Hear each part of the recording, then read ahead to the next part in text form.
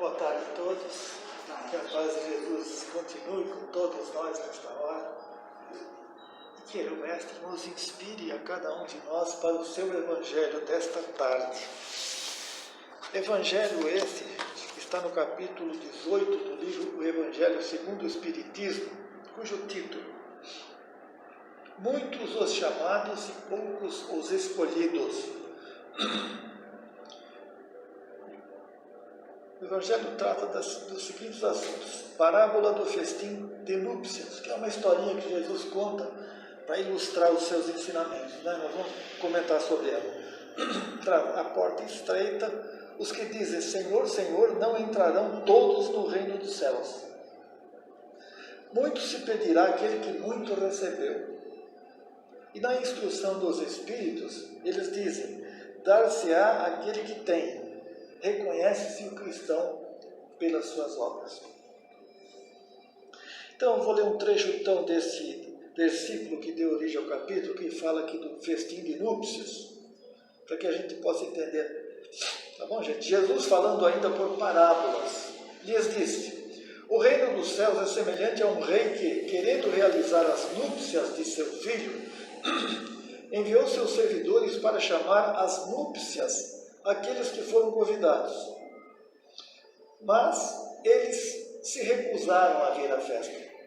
Ele enviou ainda outros servidores com ordem de dizer de sua parte aos convidados: eu preparei meu jantar, fiz matar meus bois e tudo que havia feito cevar. Tudo está preparado, vinde às núpcias.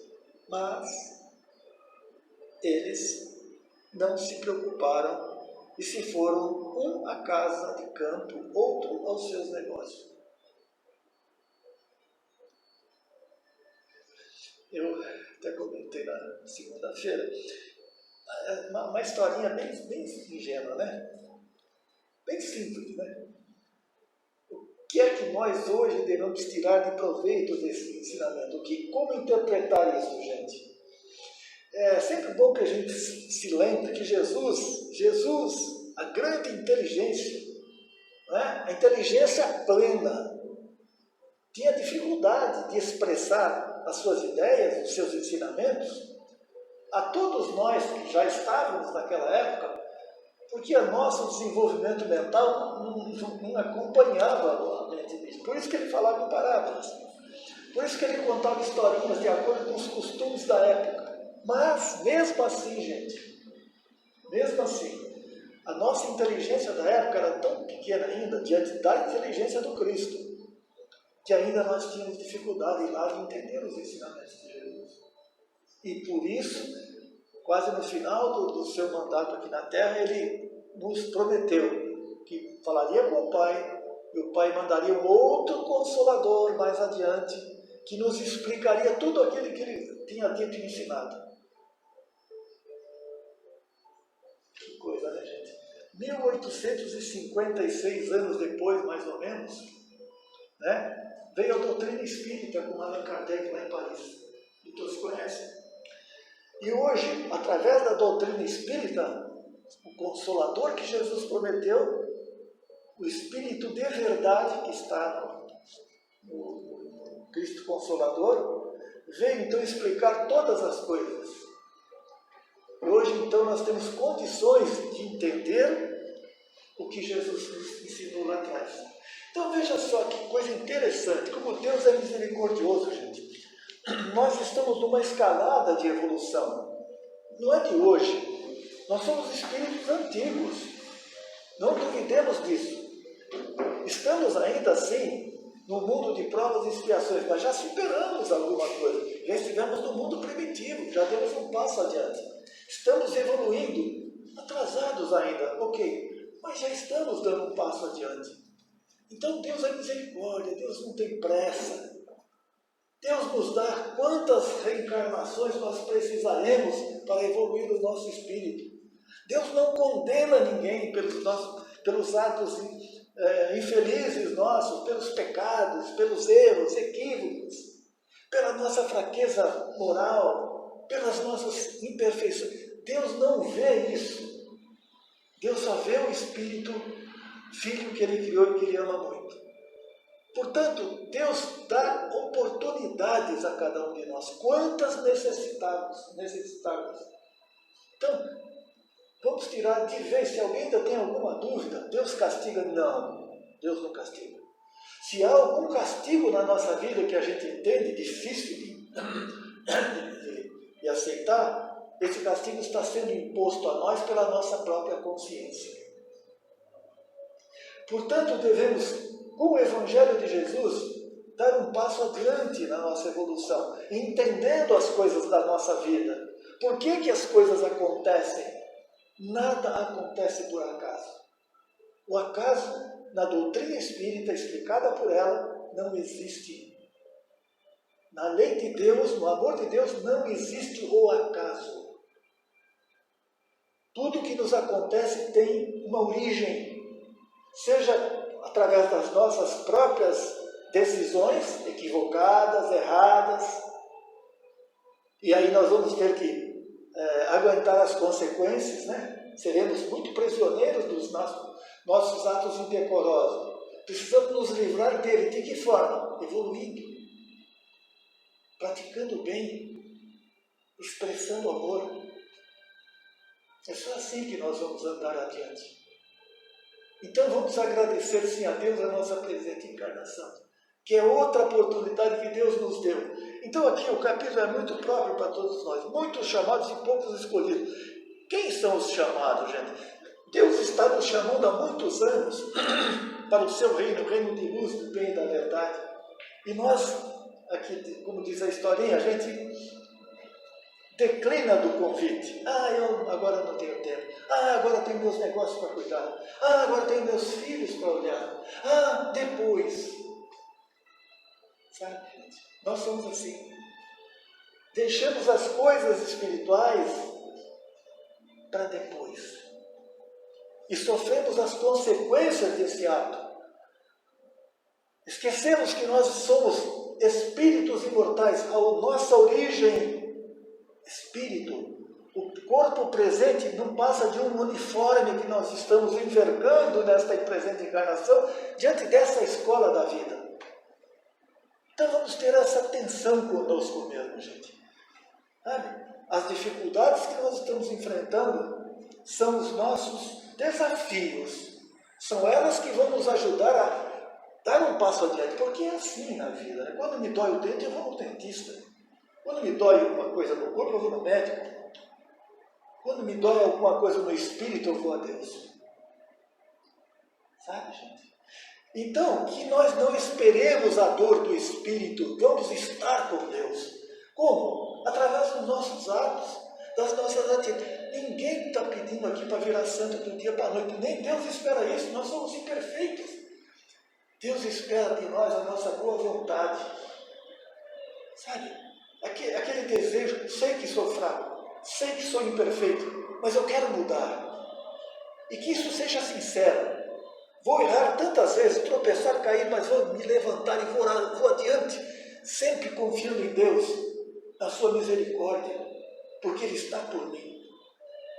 Quando eu tenho esse desejo sincero de melhorar, Deus me ajuda, Deus me dá força, Deus me dá sustentação, Deus me dá coragem. A gente sempre está esperando que os problemas desapareçam. Não, gente. Claro que a gente quer. Mas se eles não desaparecerem, eu tenho que aprender a conviver com ele. E como eu vou... Se o problema existe, Deus está vendo. Então esse problema é meu remédio amargo para curar os males da minha alma. Sem reclamar. Sem desanimar. Sem se revoltar. Sei que não é fácil o que eu estou pedindo aqui, gente. Não é fácil para ninguém. Mas é isso que nos distingue diante de Deus. Por isso o Evangelho de Jesus é o nosso remédio diário, de uso contínuo. Devemos conhecê-lo, devemos praticá-lo, devemos segui-lo, para que a nossa vida seja uma vida melhor. Para que possamos cumprir nesta encarnação o que nós nos comprometemos na pátria espiritual quando nós viemos nesta encarnação. Se nós não vamos fazer tudo, mas pelo menos uma boa parte, seremos abençoados do outro lado. Então, gente, vou comentar aqui. O Evangelho de Jesus, que é a nossa receita, que é a nossa cartilha do bem viver, sem pieguismo, gente, sem fanatismo religioso. O Evangelho é um fato. Ponto. Graças a Deus que ele está aí. Jesus veio para isso, deixar uma obra, deixar uma receita de vida para nós. E essa receita é o Evangelho, gente. Que não descuremos do Evangelho. Mas não é ficar lendo e achar que está... Não.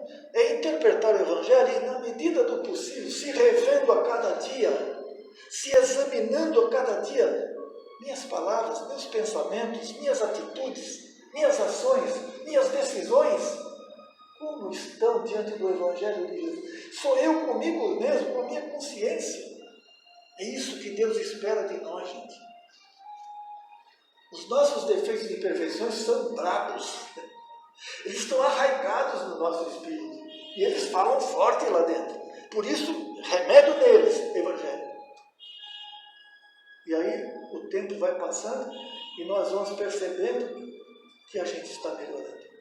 Graças a Deus. Olha aqui.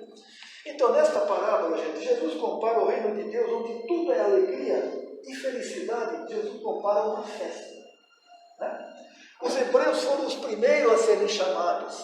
Né? E depois todas as pessoas que estão aqui no Evangelho, Deus chamou todos, primeiro os hebreus, depois todos. Né? E todos, segundo Jesus, declinaram do convite de Deus. E olha, eles, os hebreus, os outros, nós estávamos lá. Não está escrito em lugar nenhum, eu não sei onde, eu falo por intuição. Porque é muito claro para nós que estamos numa casa como essa, ouvindo o Evangelho de Jesus de novo, dentro de uma doutrina espírita, muito provavelmente nós estávamos lá. Declinamos até do próprio Jesus. Graças a Deus, estamos aqui hoje, ouvindo o Evangelho de novo. Isso já é uma diferença, é um passo adiante. Viu? Então, especificamente, do que trata esta palavra? Do chamamento de Deus para a nossa renovação. Todo o Evangelho de Jesus, todo o seu ensinamento, toda a sua obra, remete-nos a todos a um ponto: a nossa renovação. O nosso desenvolvimento espiritual, a nossa evolução. É a guarda de Deus por nós.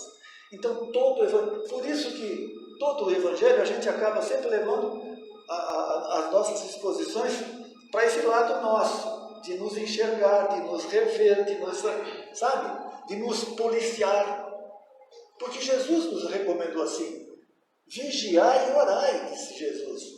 Veja que Jesus é tão pródigo nos seus ensinamentos, que ele colocou primeiro vigiai e depois orai. Nós, malandramente, invertemos, orai e vigiai. A gente muitas vezes pensa que orei, já fiz a minha obrigação, já fiz a minha parte, meu Deus, já rezei hoje. Jesus falou: não, vigia os teus pensamentos, depois ora. A oração tem que estar, nós vamos falar aqui mais um pouquinho adiante, gente. Então, gente, Deus nos chamou de nós de encarnação em encarnação, vamos empurrando com a barriga esse chamamento de Deus. Tem um negócio para fazer. Preciso, meus filhos, meus netos. Minha obrigação, meu trabalho. Depois. Então, a quem muito foi dado, muito será pedido. Para nós que estamos recebendo, gente, não será cobrado, sim. Quantas reencarnações nós tivemos depois do Cristo? Chegaram a pensar nisso? Também não está escrito em lugar nenhum, porque cada um de nós é um perfil espiritual. Então não é tudo igual. Mas numa média bem geral, assim, chutando assim, né? De Cristo para cá, 2000 anos, se nós tivermos a cada encarnação 200 anos, entre aqui e lá, são 10 reencarnações. Depois do Evangelho de Jesus, 10. Mas se não for 10, 5. Então, muito nos está sendo dado, portanto, muito nos será cobrado. Mas não, veja, não é por Deus, é a nossa consciência que nos cobra. Porque é a nossa consciência que nos julga. Do lado do espiritual, sabe, quando a gente se dá conta da nossa real vida, da nossa realidade de vida. E aí, muitas vezes a gente fala, meu Deus, e agora? Passou, já foi, você perdeu a oportunidade. Jesus nos adverte e esclarece sobre a nossa enorme responsabilidade diante do chamamento divino. A nossa responsabilidade. Eu não sabia, não tem isso não. Todos nós que já conhecemos o Evangelho de Jesus e não o temos praticado, somos esses que muito recebemos e, portanto, muito nos está sendo pedido. Então, quem tem essa eu tenho tanto problema na minha vida, graças a Deus que eu tenho esses problemas. Chico Xavier dizia, se não fossem os problemas que eu enfrentei na minha vida, eu não teria chegado onde eu cheguei. Os problemas me empurram para a solução da minha vida. Se eu não tiver problema nenhum, ainda tenho um passado bem difícil de suportar, Deus está passando a mão na minha cabeça, ou seja, eu não vou crescer nunca. Não vou crescer nunca. Quer dizer, os meus problemas é que me ajudam a crescer. E eu só aprendo com os meus próprios erros. É assim que funciona a vida, né, gente? Entretanto, se pelo contrário já começamos a colocar em prática o Evangelho de Jesus, muitos seremos agraciados pela misericórdia de Deus. A gente nem percebe, as coisas começam a acontecer. O Evangelho na mente. Gente, a gente estuda o Evangelho no livro, acha bonito, interessante, fala, não, realmente, nossa razão admite. Tá bom, está registrado na minha mente. Mas é preciso que a gente faça uma ponte da nossa mente com o nosso coração. Ou seja, sair da teoria do Evangelho para a prática do Evangelho. Sentimento. Depurar os nossos sentimentos. Começar a enxergar as outras pessoas como verdadeiros irmãos. Começar a ter sensibilidade pelos outros. E não ficar preso numa introspecção, sabe, egoística, do eu por eu, sabe? Começar a enxergar as outras pessoas e procurar ajudar na medida do possível. Ajudar não é só com coisas materiais, a gente sabe disso. Muito pelo contrário, muitas pessoas recebem um apoio nosso, uma palavra, um abraço, um incentivo, sabe? Isso fortalece no momento da dificuldade. Só começar a olhar em volta do nosso relacionamento que vamos encontrar nessas pessoas. Então, Evangelho na mente, Evangelho no coração. Os Espíritos esclarecem que a nós, os cristãos, muito tem sido pedido porque muito recebemos. Né? Para nos situarmos em relação a este assunto, devemos nos reportar ao maior mandamento da lei de Deus.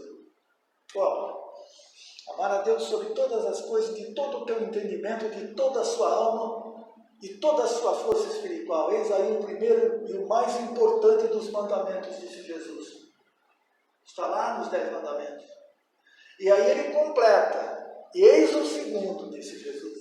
Semelhante ao primeiro. Amarás ao teu próximo como a ti mesmo. E aí que o nosso carro trava. Voltando, a gente está sempre preocupado consigo mesmo, fala, eu já tenho tanto problema, cada um cuida de si. Não é assim que, de um modo geral, as pessoas fazem? E aonde começam as nossas dificuldades? É no lar, com os nossos próximos mais próximos. Então, amar a Deus, gente, como é que a gente vai amar a Deus se a gente nem o conhece, né? Assim, na sua intimidade? Nós conhecemos Jesus, por isso Deus enviou Jesus para representá-lo. Para nós, Deus é Jesus. Jesus reencarnou aqui entre nós, se mostrou gente como nós, para não ser nada diferente. Então, amar a Deus fica difícil se eu não conseguir amar o próximo, mas fica difícil amar o próximo se eu não conseguir amar-me a mim mesmo. Olha o que eu falo. Eu só não consegui amar o próximo se eu me amar a mim mesmo. E amando a mim mesmo, e amando o próximo, estarei amando a Deus. É complicado? Não é tão simples não, gente. Né? Vamos lá. Para amarmos o próximo, precisamos primeiro amarmos a nós mesmos. Para tanto, devemos fazer uma revisão geral de nossos atos, como eu falei agora há pouco. Pensamentos, palavras, decisões, as nossas ações, as nossas reações, dependendo do que nos colocam, né? Calma, sabe? Muita calma nessa hora, né, gente? Então lá, algumas considerações para a nossa reflexão. Falei da prece, gente. Falei agora um pouquinho da prece, né? Jesus falou que vigiar e orar. A prece, gente, é um instrumento que nós temos para nos ligarmos com a divindade, com Jesus, com Deus, com os bons espíritos. Mas o que é a prece, gente? A prece é rezar. Nós aprendemos a rezar o Pai Nosso. Que bom, o Pai Nosso é uma oração importantíssima, porque foi ensinada pelo Cristo. Mas é preciso que a gente saiba o que está falando na palavra, na oração do Pai Nosso. Normalmente, de um modo bem geral, o Pai Nosso está para nós no piloto automático. A gente recita o Pai Nosso com uma precisão incrível, sem pensar nas palavras. Não vale, não adianta, não perca tempo. Prece significa sentimento, que se expressa pelo coração e passa pela nossa mente. É o nosso momento íntimo de reflexão, de conversa com Deus através de Jesus, aquele momento em que nós colocamos para Jesus as nossas incertezas, as nossas preocupações. É aquele momento em que eu reconheço em Jesus a sua autoridade espiritual e louvo Jesus e agradeço a Jesus por estar na nossa vida.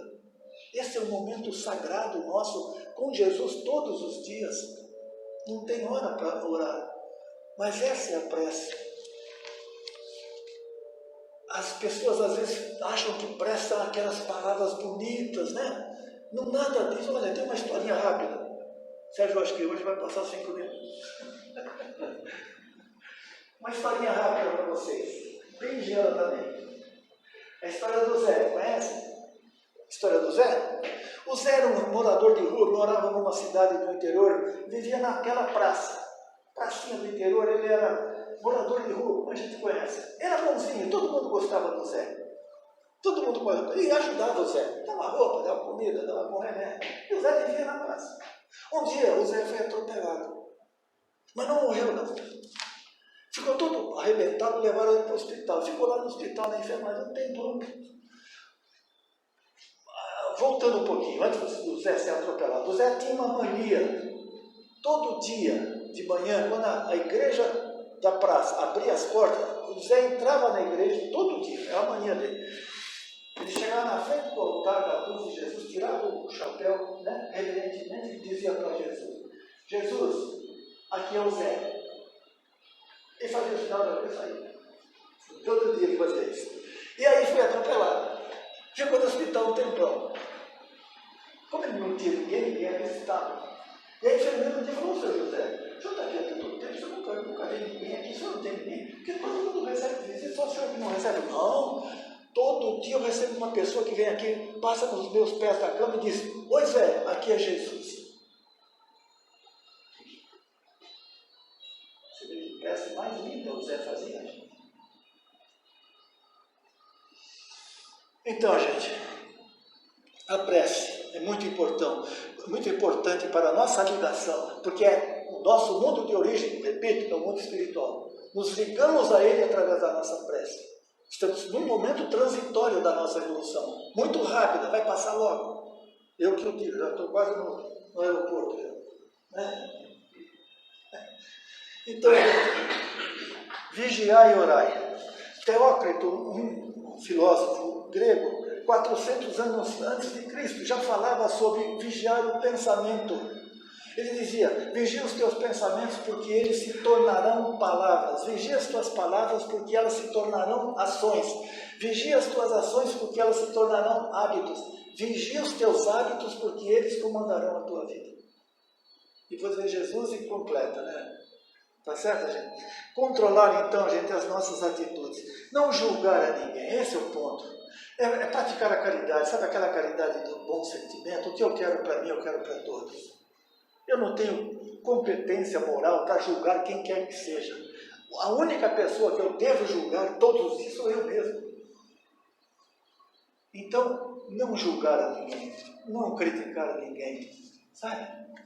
Aceitar as pessoas como elas são. É isso que nós falamos sempre, né, gente? Muitas vezes, os defeitos que a gente vê nas outras pessoas é o reflexo dos nossos próprios defeitos. A única coisa que nós podemos mudar na outra pessoa é a maneira de olhar para ela. Só. Se alguém precisa de mudança, sou eu. Então é melhor perceber um defeito em mim do que dezenas nos outros. Porque nós temos muita dificuldade, sim, de aceitar um defeito nosso. Porque eu disse, eles estão lá dentro, eles são fortes. Então, muitas vezes, eles falam por nós. Responder ofensa com ofensa, lavar a alma na lama. Sabe, gente, é ter, assim, uma convicção plena da espiritualidade para não se ofender com facilidade. Qualquer coisa, sabe, não pode falar que já estremece, já, sabe, fica ressentido, magoado, melindrado. Devemos, então, ignorar as palavras ofensivas. O veneno só faz mal quando nós o ingerimos. Se você me faz um desaforo e eu aceito, eu estou ingerindo esse veneno que você está me mandando. Desculpe, você não falou, manda veneno para mim. Viu? Cegueira espiritual é ver o defeito de todos menos o nosso. Busquemos, então, fazer o bem como princípio de vida. Eu quero fazer o bem. Eu quero realizar o bem. Eu quero promover o bem. Eu quero ser bom. Para quem que eu estou falando isso? Para mim mesmo. Deus, Jesus, me dê força, sustentação e coragem para enfrentar as minhas dificuldades, enfrentar os meus defeitos e imperfeições. Proteja-me diante deles, Senhor. Dai-me luz, força, amparo, assistência e proteção. Será que Deus não vai nos ajudar, Deus? Se eu estou sendo sincero com essa rogativa, claro que vai, gente. Claro que vai. Algum bem que a gente faça em qualquer momento da nossa vida vai ser o nosso grande advogado mais adiante. Porque Deus não esquece nada do que nós fazemos de bem. Só não vê o que nós fazemos de errado. Nós só tiramos da vida, gente, o que nós colocamos nela. Nem mais, nem menos. Você é o artífice da sua felicidade ou da sua infelicidade. Você não, nós. Né? Nós somos livres para fazermos nossas escolhas diante da vida, mas seremos prisioneiros dos erros que cometemos. O verdadeiro homem de bem é aquele que cumpre a lei de justiça e de amor na sua inteireza, na sua maior pureza. Encerrando, viu? Opa, cima da hora, hein?